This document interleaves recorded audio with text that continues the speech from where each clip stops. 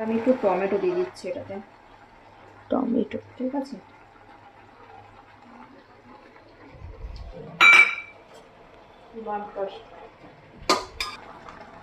Chicken থেকে জল বেরিয়ে গেছে, দেখতে পাচ্ছ হালকা। এবার আমি জল গরম করতে দিয়েছি, আর একটুখানি ব্ল্যাক পেপার দিয়ে দিচ্ছি এটাতে।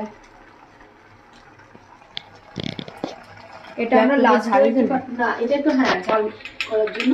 এটা লাস্টে আমি আরেকটু ব্ল্যাক পেপার দেবো, আর লাস্টে একটু নামাবার সময় বাটার দেবো। ব্যাস, এবার আমি একটু গরম জল দিয়ে দিচ্ছি এটাতে।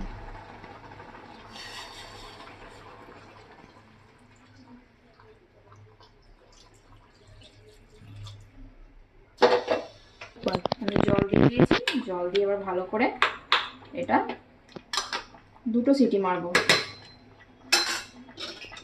এটা ফুটবে, 2টো সিটি মারবো।